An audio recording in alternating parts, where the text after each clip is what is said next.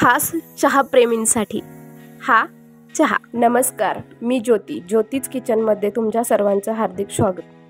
आज आपण इथं शाही चहा बघणार आहोत, जो खूपच व्हायरल आहे। नवशिक्यांसाठी आणि नवविवाहित मुलींसाठी खूपच ही चहाची सुंदरची पर्वणी आहे। खूप सुंदर चहा आहे, जो विकत 100-150 रुपयांना मिळतो, तो घरी अगदी 20 ते 30 रुपयांमध्ये बनून तयार होतो। सुरुवात करूया रेसिपीला। अर्धा इंच आलं, मिरी, दालचिनी, लवंगा, 4 विलायची, थोडंसं वाळवलेलं खिसलेलं आलं, 1 ग्लासभर दूध, एक इथं मी मटकीच गुंडगी घेतलेली आहे कुटण्यासाठी खलबत्ता। आता ही गुंडगी आपल्याला गॅसवर छान लालसर अशी तापवून घ्यायची। चहाचं भांडं घ्यायचंय। सर्वात प्रथम गरम उकळतं दूध छान तापवलेलं आपल्याला इथं घालायचंय।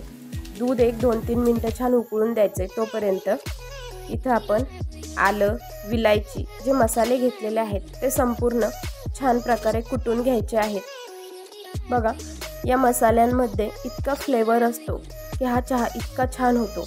नवशिक्यांसाठी अगदी पर्वणीच आहे।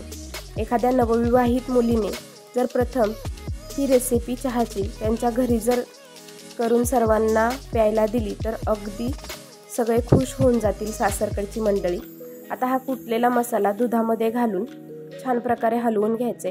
कुटणीलाही थोडासा फ्लेवर असतो, त्यामुळे कुटणी फिरवून घ्यायची। त्याच्यानंतर मसाले उकळले की त्याच्यामध्ये आपल्याला चहा पावडर घालायचे। चहा पावडर घातल्यानंतर 5 मिनिटे चहा खूप छान उकळून द्यायचा आहे। नंतर आपल्याला शेवट साखर घालायची। आता हा चहा उकळण्यासाठी ठेवायचा आहे। एक 7 ते 8 मिनिटं लागतात हा चहा सुंदर बनायला। आता ही तापलेली छानसर गुंडगी आहे, पूर्ण लाल केलेली आहे मी, तुम्हाला इथं दिसत असेल। ती लाल केलेल्या गुंडगीमध्ये हा गाळून घेतलेला चहा ओतायचा आहे। खूप छान फ्लेवर येतो या गुंडगीचा, अगदी सुंदर। तर शाही चहा इथं बनून तयार आहे। गरम गरमच हा चहा तुम्ही सर्वांना प्यायला द्यायचा आहे।